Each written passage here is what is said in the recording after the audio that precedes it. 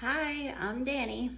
I am doing this video so I can bring awareness to something that is going on in Idaho currently. There is a man by the name of Garth Gaylord who I've known for quite some time, and he has been going through it. And these court people and police and all sorts of people have been just doing crazy things like they normally do.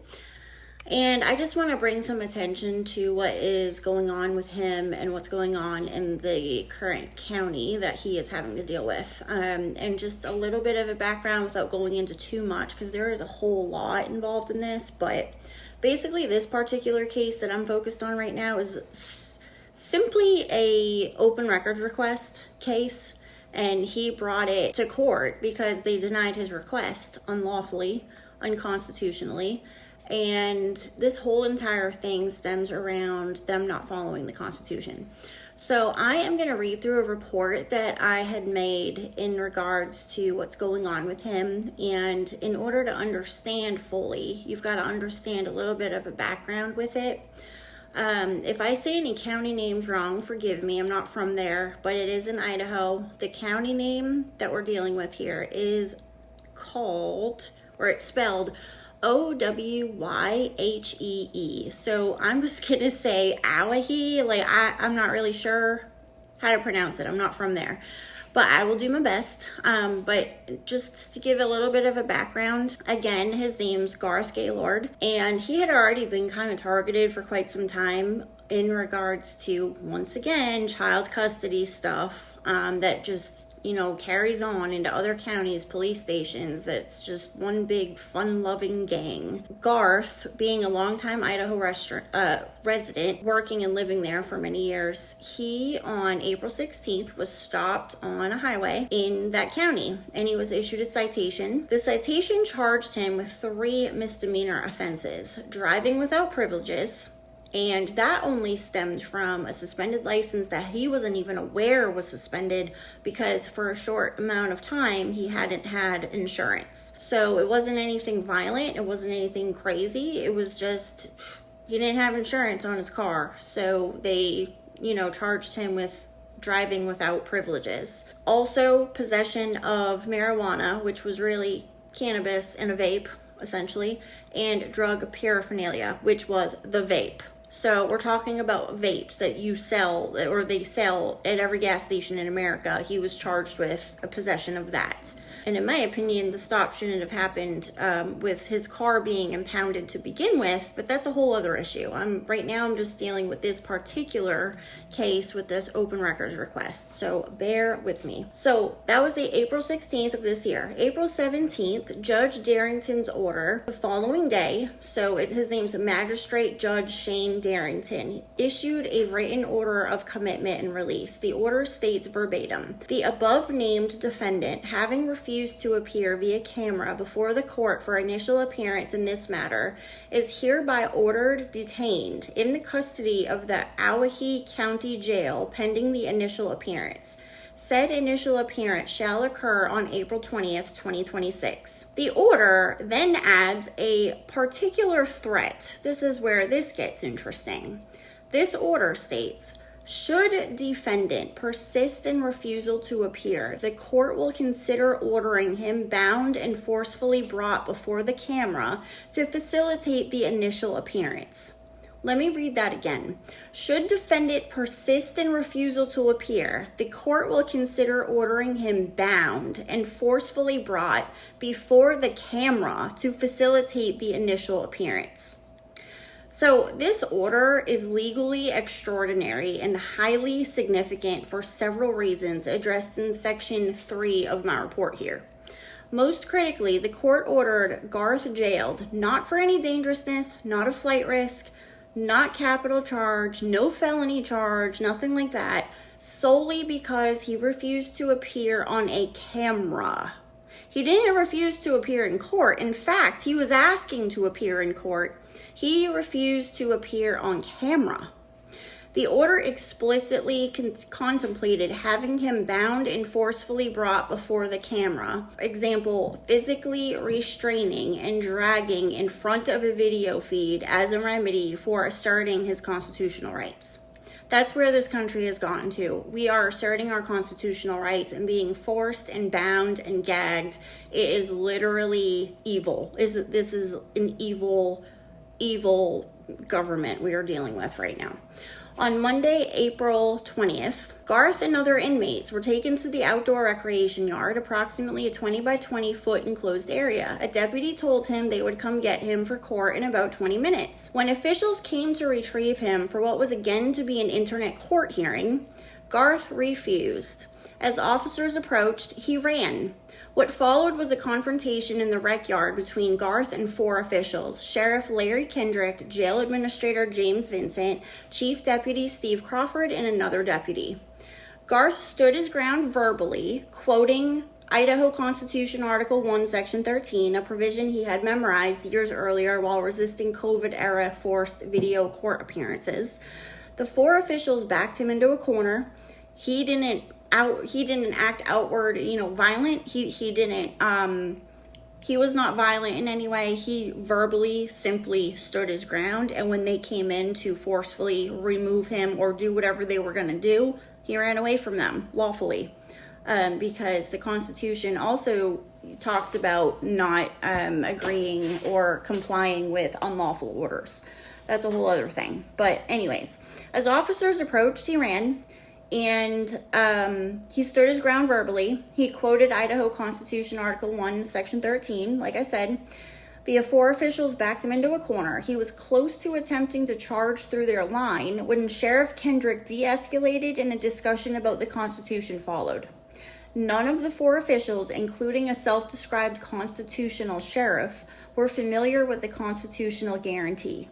After calling the judge, Kendrick told Garth Gaylord, he could appear in person but only in shackles. They went to the courtroom. The judge was on a video screen. So he was forced into the courtroom via shackles while he was sitting there watching a judge on a screen. Make it make sense. The prosecutor appeared on Zoom. The in-person hearing Garth had fought for was itself conducted via video, which is what he was trying to prevent this whole entire time. After the hearing, Jail Administrator Vincent walked Garth around the rec yard to lecture him. Vincent said he would watch the footage of the standoff and laugh with me and not at me, which was in Garth's words. When Garth said he wanted to watch it as well, Vincent said he couldn't show it. Garth said he would file a public records request, which he did upon release. That records request is the subject of this case. So the underlying charges, context, and proportionality. I think this is very important to talk about because the fact that he was in there in the way that he was in there does not coincide whatsoever with the charges and how he was treated to begin with, let alone the separate case of the denial of the records request. The entire purpose of this records request is to get everything that went on in that rec yard on video so that Garth can show I was simply standing my ground, holding strong to the constitutional rights that I have. And he was completely denied the right to not only appear in court in person, but he was also denied his right to stand on the Constitution, and he was also denied his right to obtain records from the court that he is literally has the right to do and has the right to receive. So anyways, the underlying charges, I think this is important, so I'm going to try to go through it real fast. Understanding the charges Garth faced is essential to evaluating whether the treatment he received was legally proportionate. The county charges were speeding, driving without privileges, which is a misdemeanor. First offense carries 2-day mandatory minimum. Possession of marijuana paraphernalia, a misdemeanor. A vape pen and cartridge were found during a vehicle inventory search. And then we can go into the whole thing of why was a vehicle inventory search even taking place to begin with. That's a whole other thing to get into later. But for right now, I'm just going to go through this. Garth travels for work frequently to California, where cannabis is legal, by the way, and that's why it was in his car. And then none of these charges are felonies. None are capital offenses. None involve violence. Under Idaho law, these are among the most common and least serious charges in the entire criminal system. The legal treatment Garth received, bail, denial, forced video court shackles, is normally reserved for violent offenders in capital cases. The disproportion between the charges and the response is central to understanding why this footage is being withheld from him. The right to an in-person hearing, law versus what happened. This is the legal core of Garth's resistance on April 20th. His refusal was not a tantrum or a disruption. It was a legally grounded assertion of an enumerated constitutional right. Here is what the law actually says. Idaho Constitution, Article 1, Section 13, the definitive source. In all criminal prosecutions, the party accused shall have the right to a speedy and public trial, to have the process of the court to compel the attendance of witnesses in his behalf, and to appear and defend in person with counsel. This provision is in Idaho's Declaration of Rights, the state equivalent of the Bill of Rights, and has been in the Idaho Constitution for over 130 years without any change. The phrase appear and defend in person is unambiguous. It does not say appear by video at the court's convenience. It does not include an exception for logistical ease. It is an absolute guarantee in all criminal prosecutions, including misdemeanor arraignments. Idaho Criminal Rule 43.1. So this one allows first appearances, bail hearings, and arraignments to be conducted by video teleconference, but only on the discretion of the judge. This creates a direct tension with Article 1, Section 13 that has not been definitively resolved by the Idaho Supreme Court. The rule grants discretion to the judge to use video. The Constitution grants the defendant the right to appear in person. These cannot both be absolute at the same time. And when a rule conflicts with the Constitution, guess what? The Constitution wins. Furthermore, and critically, Rule 43.1 grants that discretion to the judge, not to the sheriff, not to the jail administrator, and not to deputies. What happened on April 20th was jail staff attempting to physically force Garth onto a video screen in their own initiative in the rec yard before any judicial determination was made in open court. This is not judicial discretion. That is jail staff usurping a judicial function. Idaho Criminal Rule 10, felony arraignments require in-person appearance. For felony arraignments on an indictment or information, Idaho Criminal Rule 10A states plainly, the defendant must appear in person at the arraignment.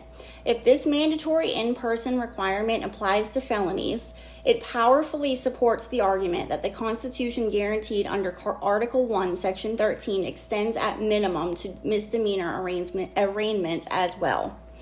Judge Darrington's April 17th order, the constitutional problem at the source. The April 17th order of commitment is now in evidence and raises serious constitutional questions of its own. The order does two legally significant things. It jails Garth solely for refusing video court. The stated reason for detention is not dangerousness, not a flight risk, not the seriousness of the charges. It is exclusively that he refused to appear via camera. Under Idaho Constitution, Article 1, Section 6, bail shall not be denied except in capital cases. None of Garth's 3 misdemeanor charges are even close to a capital offense. Jailing a misdemeanor defendant to coerce compliance with a video court appearance has no constitutional basis.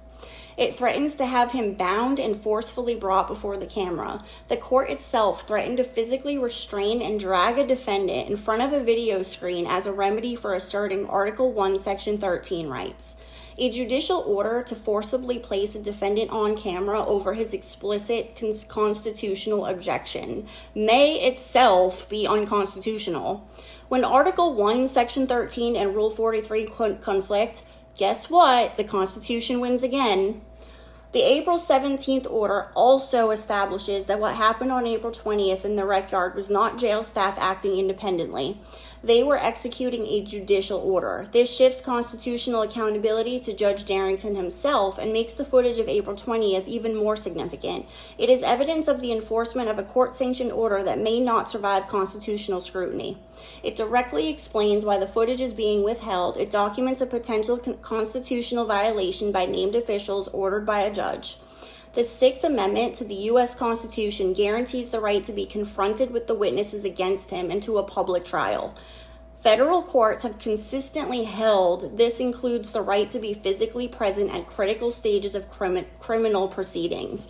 Idaho's Article 1, Section 13 mirrors and in some respects exceeds these federal protections. So there are many different things that should not have happened that did happen, and I will go into them kind of quickly, and then I'll get to what we're dealing with now. So a right to in-person hearing, who decides video versus in-person, bail for misdemeanors, shackles in court, running in the rec yard, underlying charges. So what actually happened, so jail staff attempted to force video court twice. But Idaho Constitution, Article 1, Section 13, guarantees in all criminal prosecutions a right to an in-person hearing. Deputies came to the rec yard to physically compel compliance before any court order, and they can't do that because it's the judge's discretion, not jail staff. The bail for misdemeanors denied after Garth refused internet court. No capital charge existed. This can't happen because bail must be granted in all non-capital cases. Shackles in court, imposed as a condition of in-person appearance. No hearing, no finding.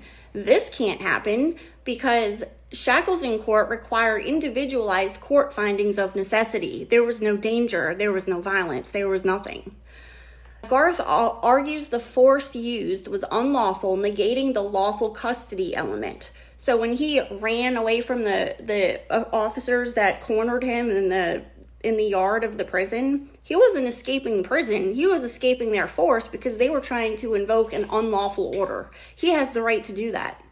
Also, underlying charges, he was treated with detention, bail denial, shackles, which just shows that all of these actions, all of this force, all of the responses were disproportionate to the charges. What does that say? Targeted actions. Moving on, the public records request and denial. So April 24th, Garth requested a records request for the video footage of what happened in the yard. He wants footage of that to show he was standing on his ground in the Constitution, to show what was said. He has the right to this, so he issued it, and 4 days later it was denied by the records custodian, Tabitha Bailey. She denied it in a 3-sentence email citing Idaho Code 74-124-1E, 74-124-1F, and 74-105-4A, 1 and 3. No explanation, no reasoning, no partial disclosure officer. And what is critical to understand about this is that Idaho Code 74-105-4A, 1 and 3 applies expressly and exclusively to the Idaho Department of Correction, not to county sheriff's offices. Additionally, the Idaho Code 74-112 requires agencies to separate exempt and non-exempt material and disclose what they can, and neither was done.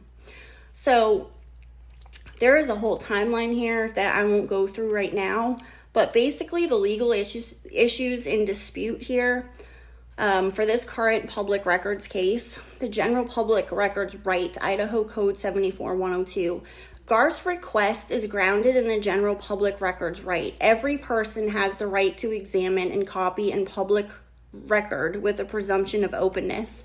The footage depicts official conduct of named public officials. The agency bears the burden of proving any exemption applies.